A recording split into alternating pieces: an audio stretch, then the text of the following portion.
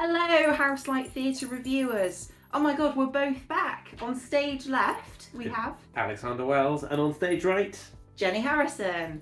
We have just come back from seeing a play called The Boy at the Back of the Class, which is on at Bristol Old Vic until the 4th of April, including some matinee shows as well. Yeah, absolutely love this. We'll get into why in just a second. First, some basic details.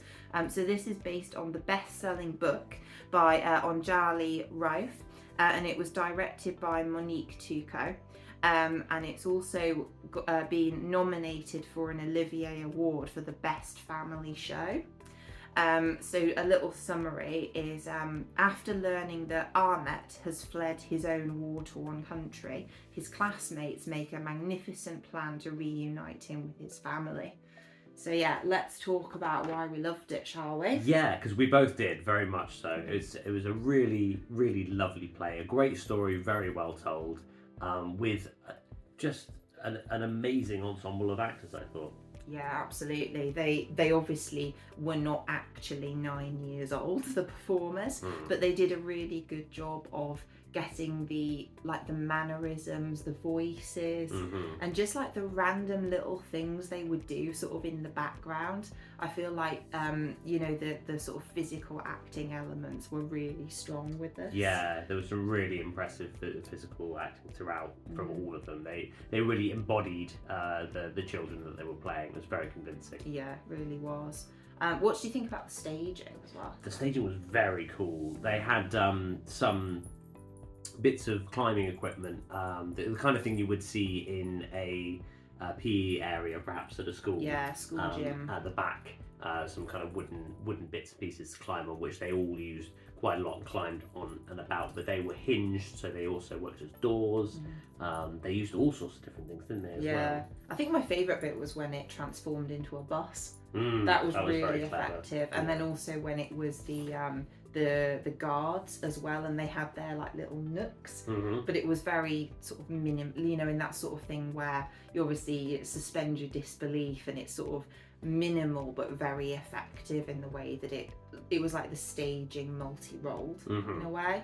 Yeah, it's very adaptive staging. Yeah, very much so. And with like the lighting as well, that also fed into it, because as part of the like PE equipment, there were some circular frames as well, and one of them was used as, at the start it was the moon, wasn't it? And then it was also used as a clock, so like the light would tick around it. Yeah, that was really cool. Yeah, it was really satisfying. I absolutely loved the adaptability and the effectiveness of the staging, even though it was like on the surface a bit quite minimal.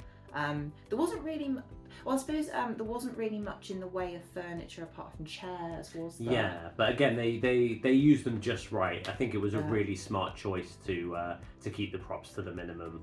And just use them where they were effective for the storytelling. Because there's a moment where all the kids play football, and initially I was like, well, why didn't they use a football for this? That makes the most sense, because other kids have got toys like yo-yos and stuff like that. But when you see the scene with the football, you will understand why they didn't use an actual football, because it becomes quite a kind of fantastical sequence, and it's really entertaining. That was a highlight for me. Yeah, but they still had the sound effect of the football being kicked, didn't they? Which was a nice touch. And again, the physical theatre of all of that, they had the timing of all of that down perfectly, which was great. Yeah, and like a couple of fight scenes as well.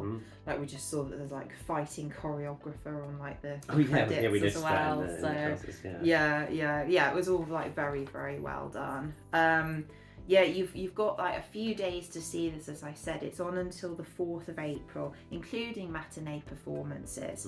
It's 2 hours, including an interval, so each part is about 3/4 of an hour. And it's aged for people 7 and upwards, which I think is pretty spot on in terms of the messaging that it was trying to put across. It was, obviously it's a story about a refugee boy, so obviously it's very compassionate and a very positive message about how we should look after each other, which I thought was really good. It made me cry as well. Yeah, I was close a few times. Yeah, it really fed into those like fundamental human qualities, that kindness is more powerful than most things. And it just really carried that through really well. The fact that it was about young, like primary school aged kids, and just their kind of innocence, but actually there was a lot of truth in that, and I thought it was very powerful, and I think you should go see it. It did a great job of putting that message forward without being overly preachy, I think, as well. And it's funny as well. The kids were laughing. I mean, throughout the piece, I laughed, I cheered,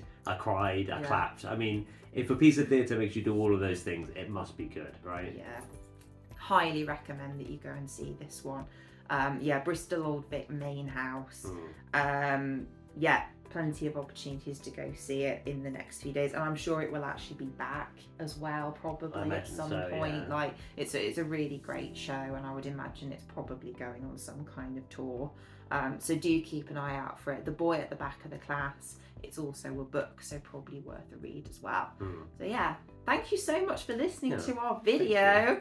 And yeah, it's good to be back as a duo. Yes, it is. And I'm sure we will have something else to come and review for you soon as well. Yeah, hopefully. And as ever, if you found us randomly on YouTube somewhere and you represent a theatre company or any acting that's going on, any sort of performance work of any kind, then feel free to get in touch with us on here. We've got contact details in the episode's description, they're in the description. So do get in touch with us, and we'd love to hear from you. See you again soon. Bye. Thanks. Bye.